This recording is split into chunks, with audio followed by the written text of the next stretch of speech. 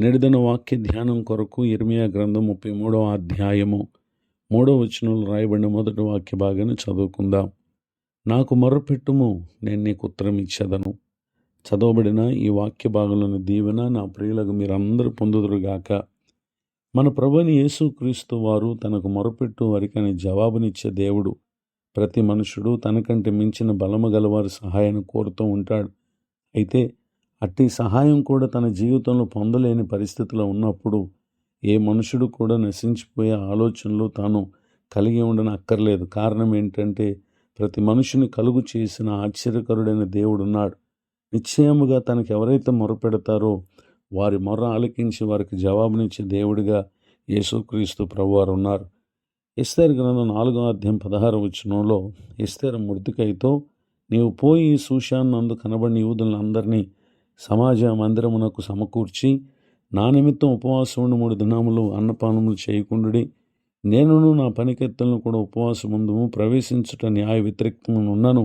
నేను రాజునొద్దకు ప్రవేశించుదును, నేను నశించుదును అని పలుకుటను గమనించగలం. కారణం ఏంటంటే షూషాను కోటలో యూదా ప్రజలు నివాసం చేస్తున్నటువంటి కాలమందు హమ్మోదాతు కుమారుడైన అగాగీయుడైన హామానును నాటి రాజైనటువంటి అహష్వేరోషు గనపరిచి వారిని హెచ్చించిన కారణం ఆ ప్రాంతంలో ఉన్నటువంటి వారందరూ కూడా మోకాళ్ళునే అతనికి నమస్కరిస్తూ ఉన్నారు. కానీ మొర్దెకై అతడు వంగకయు నమస్కారం చేయని కారణం అతని పట్ల అతడు కోపం పెట్టుకుని అతను నశింప చేయాలని, తనతో పాటు యూదులను కూడా నశింప చేయాలనేటటువంటి ఆలోచనలో ఉండగా ఈ విషయమై వారు ప్రభు సన్నిధికి వచ్చి మొరపెట్టారు. రాజునొద్దకు వెళ్ళుటకు ఎస్తేరుకు అది వ్యతిరేక్తం ఉన్నప్పటికీ వారి ప్రార్థన ఆలకించినటువంటి దేవుడు ఆమె రాజు ఆవరణంలోనికి వెళ్ళటానికి అవకాశం దొరికింది.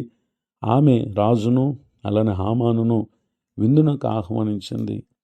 ఎస్తేరు గ్రంథం 7వ అధ్యాయంలో రాయబడినటువంటి వాక్యాల్లో వారి విందునకు వచ్చినటువంటి సందర్భంలో 7వ అధ్యాయం 2వ వచనంలో, ఎస్తేరు రాణి, నీ విజ్ఞాపం ఏమిటి?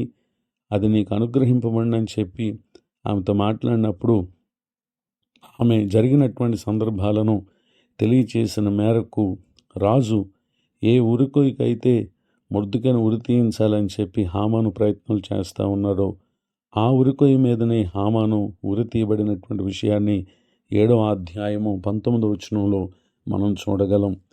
ఈ మాటలు వింటున్నటువంటి నా ప్రియ సహోదరి సహోదరులు, తనకు ఎందరైతే మొరపెడతారో దేవుడు తన కార్యముల ద్వారా అసాధ్యమైనటువంటి పరిస్థితులను ఆయన మన కొరకు సుసాధ్యపరిచేటటువంటి దేవుడిగా ఉన్నారు. గనుక ఈ దినం నాడు యూదా ప్రజలు ఎస్తేరు, మొర్దెకై, హామానును బట్టి సమస్యను ఎదుర్కొంటే నేడు ఈ మాటలు వింటున్నటువంటి మీరు ఏ పరిస్థితులను బట్టి ఏ సమస్యను ఎదుర్కొంటున్నారో మీ మటుకు మీరు కార్యములు తలపెట్టి ఇబ్బందులను ఎదుర్కొన్న వారికి కాక నిశ్చయముగా దేవునికి మొరపెట్టి ప్రభు ఇచ్చేటటువంటి సమాధానాన్ని పొంది మేలు పొందగలరని కోరుతూ ఈ మాటలు ముగిస్తున్నాను. ప్రార్థన.